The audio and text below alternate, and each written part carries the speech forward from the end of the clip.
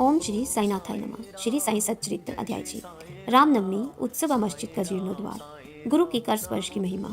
रामनवमी उत्सव, पुरुष की प्राथमिक अवस्था और रूपांतर एवं मस्जिद का जीर्णोद्वार। गुरु के कर स्पर्श के गुण। जब सदगुरु ही नाव के खवैया हो तो वे निश्चय ही कुशलता तथा सरलता पूर्वक इस भवसागर के पार उतार देंगे। सदगुरु शब्द का अर्थ उच्चारण करते ही मुझे श्री साईं की स्मृति आ रही है। ऐसा प्रतीत हो रहा है मानो वो स्वयं मेरे सामने ही खड़ी हैं और मेरे मस्तक पर उंगली लगा रही हैं। देखो देखो, वे अपना वरद हस्त उठाकर मेरे मस्तक पर रख रही हैं। अब मेरा हृदय आनंद से भर गया, मेरे नेत्रों से प्रेमा अश्रु बह रहे हैं। सदगुरु के कर स्पर्श की शक्ति महान आश्चर्यजनक है। लिंग सूक्ष्म शरीर जो संसार को भस्म करने वाली अग्नि से भी नष्ट किया जा सकता है, वह केवल गुरु के कर स्पर्श से ही पल भर में नष्ट हो जाता है। अनेक जन्मों के समस्त पाप भी मन स्थिर हो जाते हैं। श्री साईं बाबा के मनोहर रूप के दर्शन कर कंठ प्रफुल्लता से रुद्ध जाता है, आंखों से अश्रुधारा प्रवाहित होने लगती है और जब हृदय भावनाओं से भर जाता है तो सोह अहम भाव की जागृति होकर आत्मा अनुभव के आनंद का आभास होने लगता है। मैं और तू का भेद देत्री भाव समाप्त हो जाता है और तत्क्षण ही ब्रह्मा के साथ अभिन्नता प्राप्त हो जाती है। जब मैं धार्मिक ग्रंथों का पठन करता हूँ तो क्षण क्षण में सदगुरु की स्मृति हो आती है। बाबा राम या कृष्ण का रूप धारण कर मेरे सामने खड़े हो जाते हैं और स्वयं अपनी जीवन कथा मुझे सुनाने लगते हैं।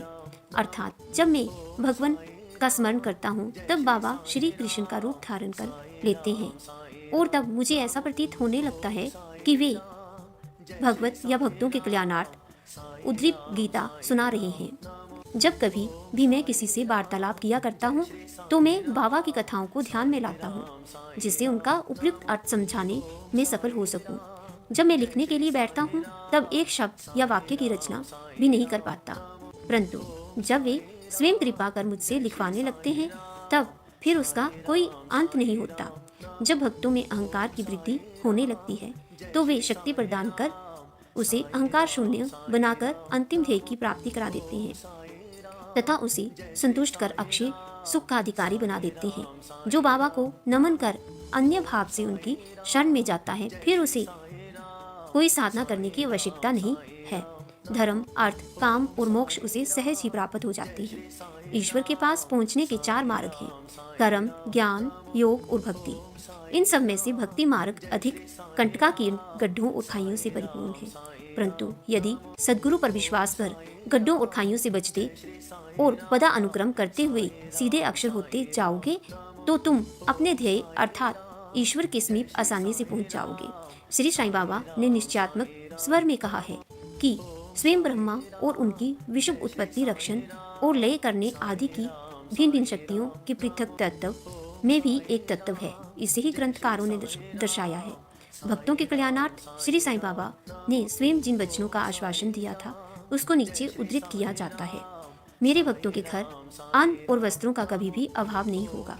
ये मेरा विशिष्ट है कि जो भक्त मेरी शरण आ जाते हैं और अंतकरण से मेरे उपासक हैं, उनके कल्याणार्थ में सदैव चिंतित रहता हूँ।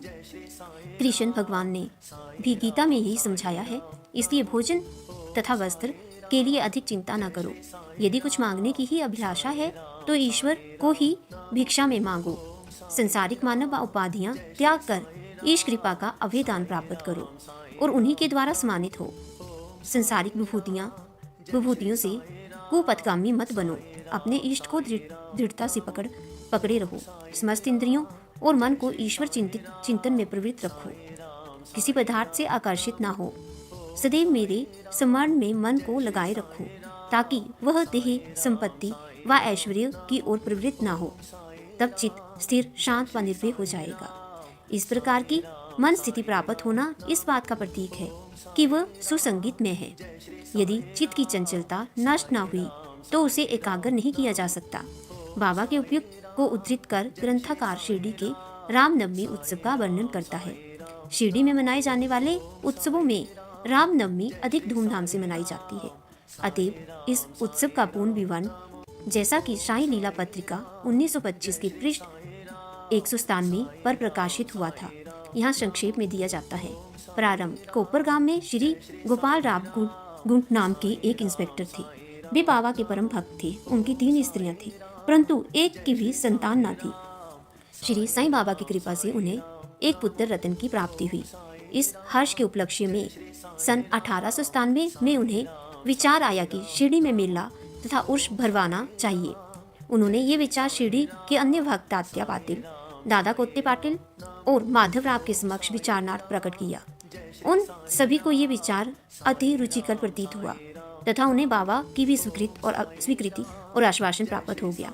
उर्स भरने के लिए सरकारी आज्ञा आवश्यक थी, इसलिए एक प्रार्थना पत्र कलेक्टर के पास भेजा गया, परंतु ग्राम कुलकर्णी पटवारी के आपत्ति उठाने के कारण स्वीकृति प्राप्त न हो सकी। परंतु बाबा का आश्वासन तो प्राप्त हो चुका था, अतः पुनः प्रयत्न करने पर स्वीकृति भी प्राप्त हो गई। बाबा की अनुमति से रामनवमी के दिन उर्स भरना निश्चित हुआ। ऐसा प्रतीत होता है कि कुछ निष्कर्ष ध्यान में रख कर ही उन्होंने ऐसी आज्ञा दी, अर्थात उर्स व रामनवमी के उत्सवों का एकीकरण तथा हिंदू मुस्लिम एकता, जो भविष्य की घटनाओं से ही स्पष्ट है कि ये ध्येयपूर्ण सफल हुआ। प्रथम बाधा तो किस प्रकार हल हुई जब द्वितीय कठिन नाई जल के अभाव की उपस्थिति हुई। शिरडी तो एक छोटा सा गांव था, परंतु पूर्व काल से ही वहां जल का अभाव बना रहा था। गांव में केवल 2 कुएं थे, जिसमें से एक तो प्राय को सूख जाया करता था तथा दूसरे का पानी खारा था। बाबा ने उसमें फूल डालकर उसके खारे जल को मीठा बना दिया, लेकिन एक कुएं का जल कितने लोगों को पर्याप्त हो सकता था। इसलिए तात्या पाटिल ने बाहर से जल मंगवाने का प्रबंध किया।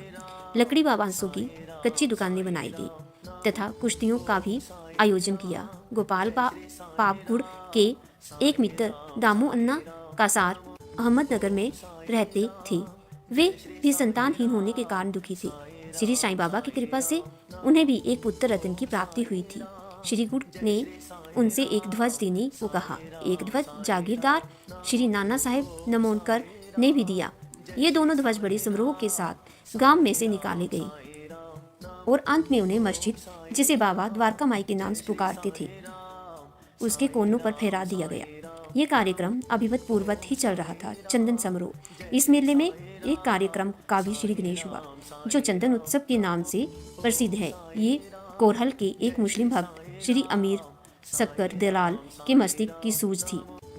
प्रायः इस प्रकार का उत्सव सिद्ध मुस्लिम संतों के सम्मान में ही किया जाता है। बहुत सा चंदन खींचकर बहुत सी चंदन धूप थालियों में भरी जाती हैं और लोहावान जलाते हैं और अंत में उन्हें मस्जिद में पहुंचाकर जुलूस समाप्त हो जाता है। थालियों का चंदन और धूप नीम और मस्जिद की दीवारों पर डाल दिया जाता है। इस उत्सव का प्रबंध प्रथम 3 वर्षों तक श्री अमीर शक्कर ने किया, उसके पश्चात उनकी धर्मपत्नी ने किया।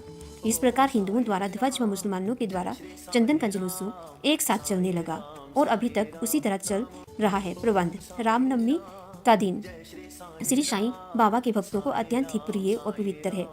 कार्य करने के लिए बहुत से स्वयं सेवक तैयार हो जाते हैं और वे मेले के प्रबंध में सक्रिय भाग लेते हैं। बाहर के समस्त कार्यों का भार तात्या पाटिल और भीतर के कार्यों को श्री साईं बाबा की एक परम भक्त महिला राधा कृष्ण माई संभालती थी। इस अवसर पर उनका निवास स्थान अतिथियों से परिपूर्ण रहता तथा उन्हें सब लोगों की आवश्यकताओं का भी ध्यान रखना पड़ता था। साथ ही वे मेले की समस्त आवश्यक वस्तुओं का भी प्रबंध करती थी। दूसरा कार्य जो वे स्वयं खुशी से किया करती थी वह था मस्जिद की सफाई करना, चूना पोतना आदि। मस्जिद की फर्श तथा दीवारें निरंतर धूनी जलने के कारण काली पड़ी रहती थी। जब रात्रि को बाबा चाबड़ी में विश्राम करने चले जाते तब वे ये कार्य कर लिया करती थी। समस्त वस्तुएं धूनी सहित बाहर निकालनी पड़ती थी और सफाई व पुताई होने के पश्चात वे पूर्ववत सजा दिया जाती थी। बाबा का अत्यंत प्रिय कार्य गरीबों को भोजन कराना भी इस कार्यक्रम का एक अंग था। इस कार्य के लिए बृहद भोज का आयोजन किया जाता था और अनेक प्रकार की मिठाइयाँ बनाई जाती थी। ये सब कार्य राधा कृष्ण माई के निवास स्थान पर ही होता था। बहुत सी धनाढ्य व श्रीमंत भक्त इस कार्य में आर्थिक सहायता पहुंचाते थे। उर्स का रामनवमी के त्योहार में समन्वय सब कार्यक्रम इसी तरह उत्तम प्रकार से चलता रहा और मेले में महत्व शनि बढ़ता ही गया। सन 1911 में एक परिवर्तन हुआ। एक भक्त कृष्णराव जोगेश्वर भीष्म श्री साईं सद्गुणों उपासना के लेखक अमरावती के साथ दादा साहेब खोपड़े के साथ मेले के एक दिन पूर्व शिरडी के दीक्षित बाड़ी में ठहरे। जब वे दालान में लेटे हुए विश्राम कर रहे थे तब उन्हें एक कल्पना सूझी। इसी समय श्री लक्ष्मणराव उपनाम काका महाजनी पूरक पूजन सामग्री लेकर मस्जिद की ओर जा रहे थे। उन दोनों में से विचार विनिमय होने लगा और उन्होंने सोचा कि शिरडी में उर्स व मेला ठीक रामनवमी के दिन ही भरता है। इसमें अवश्य ही कोई गूढ़ रहस्य निहित है। रामनवमी का दिन हिंदुओं को बहुत प्रिय है। कितना अच्छा हो यदि रामनवमी उत्सव अर्थात श्री राम का जन्म दिवस का दिन भी श्री गणेश कर दिया जाए। काका महाजनी को यह विचार रुचिकर प्रतीत हुआ। अब मुख्य कठिनाई हरिदास के मिलने की थी, जो कि इस शुभ अवसर पर कीर्तन व ईश्वर गुणगान कर सके। परंतु भीषण ने इस समस्या को हल कर दिया। उन्होंने कहा कि मेरा स्वरचित राम आख्यान जिसमें राम जन्म का वर्णन है तैयार हो चुका है। मैं उसका ही कीर्तन करूंगा और तुम हारमोनियम पर साथ करना तथा राधा कृष्ण माई सुकुटवड़ा सौंठ का शक्कर मिश्रित चूरन तैयार कर देगी। तब वे दोनों शीघ्र ही बाबा की स्वीकृति प्राप्त करने हेतु मस्जिद को गए। बाबा तो अंतर्यामी थे, उन्हें तो सब ज्ञान था कि बाड़े में क्या क्या हो रहा है। बाबा ने महाजनी से प्रश्न किया कि वहाँ क्या चल रहा था। इस आकस्मिक प्रश्न से महाजनी घबरा गए और बाबा के शब्दों से पूछा कि क्या बात है। भीष्म ने रामनवमी उत्सव मनाने का विचार बाबा के समक्ष प्रस्तुत किया। तब स्वीकृति देने की प्रार्थना की। बाबा ने सहर्ष अनुमति दे दी। सभी भक्त हर्षित हुए और राम जन्मोत्सव मनाने की तैयारियां करने लगे। दूसरे दिन रंग बिरंगी छड़ियों से मस्जिद सजा दी गई। श्रीमती राधा कृष्ण माई ने एक पालना लाकर बाबा के आसन के समक्ष रख दिया और फिर उत्सव प्रारंभ हो गया। भीष्म कीर्तन करने को खड़े हो गए और महाजनी हारमोनियम पर उनका साथ करने लगी। तभी बाबा ने महाजनी को बुलावा भेजा। यहाँ महाजनी शंकित थे कि बाबा उत्सव मनाने की आज्ञा देंगे भी या नहीं, परंतु जब भी बाबा के समीप पहुंचे तो बाबा ने उनसे प्रश्न किया, ये सब क्या है, ये पालना क्यों रखा गया। महाजनी ने बताया कि रामनवमी का कार्यक्रम प्रारंभ हो गया है और इसी कारण ये पालना यहाँ रखा गया। बाबा के निंबर पर से 2 हार उठाए, उनमें से एक हार तो उन्होंने काका जी के गले में डाल दिया और दूसरा भीषण के लिए भेज दिया। अब कीर्तन प्रारंभ हो गया था। कीर्तन समाप्त हुआ जब श्री राजा राम की उच्च स्वर से जय जयकार हुई। कीर्तन के साथ स्थान पर गुलाल की वर्षा की गई। जब हर कोई प्रसन्नता से झूम रहा था, अचानक ही एक गरजती हुई ध्वनि उनके कानों में पड़ी। वस्तुतः जिस समय गुलाल की वर्षा हो रही थी तो उसमें से कुछ कण अनायास ही बाबा की आंखों में चले गए। तब बाबा एकदम क्रुद्ध होकर उच्च स्वर में अपशब्द कहने भकोसने लगे। ये दृश्य देखकर सब लोग भयभीत होकर सिटपिटाने लगे। बाबा के स्वभाव से भली भांति परिचित अतरंग भक्त भला इन अपशब्दों का कब बुरा मानने वाले थे। बाबा के इन शब्दों को तथा वाक्यों को उन्होंने आशीर्वाद समझा। उन्होंने सोचा कि आज राम का जन्मदिन है, अतः रावण का नाश, अहंकार और दुष्ट प्रवृत्ति रूपी राक्षसों के संहार के लिए बाबा को क्रोध उत्पन्न होना सर्वथा उचित ही है। इसके साथ साथ उन्हें यह विदित था कि जब कभी भी शिरडी में कोई नवीन कार्यक्रम रचा जाता है तब बाबा इसी प्रकार कुपित या क्रुद्ध हो ही जाया करते हैं। इसलिए वे इस स्तब्ध ही रहे। इधर राधा कृष्ण माई भी भयभीत थी कि कहीं बाबा पालना न तोड़ फोड़ दे। इसलिए उन्होंने काका महाजनी से पालना हटाने के लिए कहा, परंतु बाबा ने ऐसा करने से उन्हें रोका। कुछ समय बाद बाबा शांत हो गए और उस दिन की महापूजा और आरती का कार्यक्रम निर्विघ्न समाप्त हो गया। उसके बाद काका महाजनी ने बाबा से पालना उतारने की अनुमति मांगी, परंतु बाबा ने अस्वीकृत करते हुए कहा कि अभी उत्सव संपूर्ण नहीं हुआ। अगले दिन गोपाल काला उत्सव मनाया जाता है, जिसके पश्चात बाबा ने पालना उतारने की आज्ञा दे दी। उत्सव में दही मिश्रित पोहा एक मिट्टी के बर्तन में लटका दिया जाता है और कीर्तन समाप्त होने पर वह बर्तन फोड़ दिया जाता है और प्रसाद के रूप में वह पोहा सबको वितरित कर दिया जाता है, जिस प्रकार की श्री कृष्ण ने ग्वालों के साथ किया था। रामनवमी उत्सव इसी तरह दिन भर चलता रहा। दिन के समय 2 ध्वजों जुलूसों और रात्रि के समय चंदन का जुलूस बड़ी धूमधाम और समारोह के साथ निकाला गया।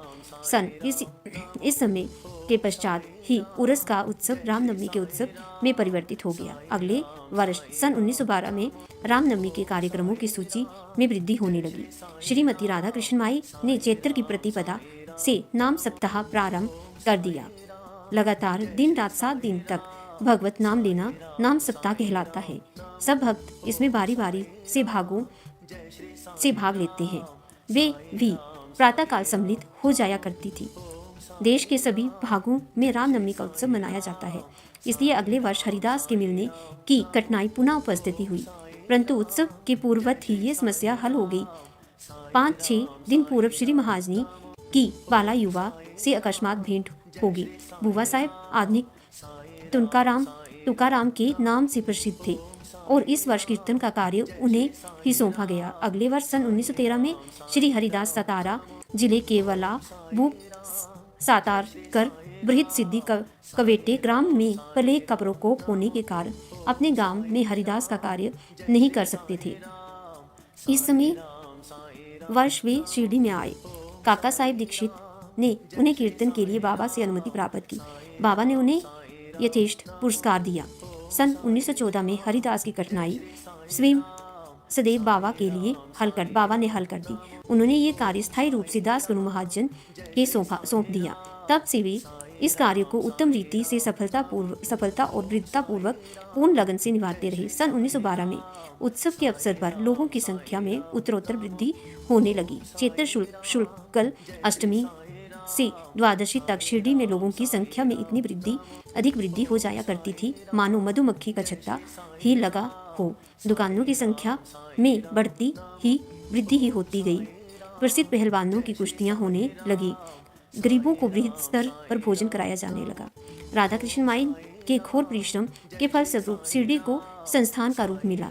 संपत्ति भी दिन प्रतिदिन बढ़ने लगी। एक सुंदर घोड़ा, पालकी, रथ और चांदी के अन्य बर्तन, पदार्थ, पात्र, शिष्य इत्यादि भक्तों ने उपहार में भेंट किए। उत्सवों के अवसर पर हाथी भी बुलाया जाता था। यद्यपि संपत्ति बहुत बढ़ी, परंतु बाबा उन सब से सदा साधारण वेशभूषा धारण करते थे। ये ध्यान देने योग्य है कि जुलूस तथा उत्सव में हिंदू और मुसलमानों दोनों ही साथ साथ कार्य करते थे, परंतु आज तक न उनमें कोई विवाद हुआ और न ही कोई मतभेद। पहने पर तो लोगों की संख्या 5000 से 7000 के लगभग ही होती थी, परंतु किसी वर्ष तो ये संख्या 75,000 तक पहुंच जाती थी। फिर भी ना कभी कोई बीमारी फैली और ना कोई दंगा ही हुआ। मस्जिद का जीर्णोद्वार जिस प्रकार उलस या मेला भराने का विचार प्रथमत श्री गोपाल गुट को आया था, उसी प्रकार मस्जिद के जीर्णोद्वार का विचार भी प्रथमत उन्हें ही आया। उन्होंने इस कार्य के निमित्त पदार्थ एकत्रित कर उन्हें वर्गाकार करवाया, परंतु इस कार्य का श्रेय उन्हें प्राप्त नहीं होता था। वह सुयश तो नाना साहेब चंदोरकर के लिए ही सुरक्षित था और फर्श का कार्य काका साहेब दीक्षित के लिए। प्रारंभ में बाबा ने इन कार्यों के लिए स्वीकृति नहीं दी, परंतु स्थानीय भक्त महल सापति के आग्रह करने पर बाबा की स्वीकृति प्राप्त हो गई और एक रात में ही मस्जिद का पूरा फर्श बन गया। अभी तक बाबा एक टाट के ही टुकड़े पर बैठते थे। अब उस टाट के टुकड़े को वहां से हटाकर उनके स्थान पर एक छोटी सी गद्दी बिछा दी गई। सन 1911 में सभा मंडप भी घोर परिश्रम के उपरांत ठीक हो गया। मस्जिद का आंगन बहुत छोटा तथा असुविधाजनक था। काका साहेब दीक्षित आंगन को बढ़ाकर उसके ऊपर छप्पर बनाना चाहते थे। यथेष्ट द्रव्य राशि व्यय कर उन्होंने लोहे के खंभे, बलियां व कैंचियां मोल ली और कार्य प्रारंभ हो गया। दिन रात परिश्रम कर भक्तों ने लोहे के खंभे जमीन में गाड़े। जब दूसरे दिन बाबा चाबड़ी से लौटे, उन्होंने उन खंभों को उखाड़ कर फेंक दिया और अति क्रोधित हो गए। वे एक हाथ से खंभा पकड़कर उसे उखाड़ने लगे और दूसरे हाथ से उन्होंने तातिया का साफा उतार दिया और उसमें आग लगाकर गड्ढे में फेंक दिया। बाबा के नेत्र जलते हुए अंगारे के सदृश लाल हो गए। किसी को भी उनकी ओर आंख उठाकर देखने का साहस नहीं था। सभी बुरी तरह भयभीत होकर विचलित होने लगे कि अब क्या होगा। भागो जी शिवे बाबा के एक कोड़ी भक्त कुछ साहस कर आगे बढ़े, पर बाबा ने उन्हें धक्का देकर पीछे ढकेल दिया। माधव राव की भी वही गति हुई। बाबा उनके ऊपर भी ईंट के ढेले फेंकने लगे। जो भी उन्हें शांत करने गया वही उसकी दशा हुई। कुछ समय के पश्चात क्रोध शांत होने पर बाबा ने एक दुकानदार को बुलाया और एक जरीदार फेंटा खरीद कर अपने हाथों से उसे तात्या के सिर पर बांधने लगे, जैसे उन्हें विशेष सम्मान दिया गया हो।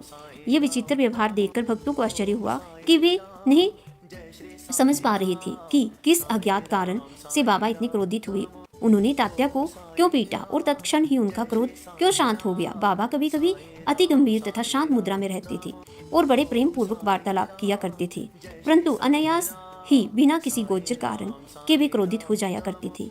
ऐसी घटनाएं देखने में आ चुकी हैं, परंतु मैं इसका निर्णय नहीं कर सकता कि उसमें से कौन सी लिखूं और कौन सी छोड़ूं। अतः जिस क्रम से वे याद आती जाएंगी उसी क्रम उनका वर्णन किया जाएगा। अगले अध्याय में बाबा यवन है या हिंदू, इसका विवेचन किया जाएगा तथा उनके योग, साधन, शक्ति और उनके विषयों पर भी विचार किया जाएगा। श्री सद्गुरु साईनाथार्पण अस्तु। शुभम भक्तु।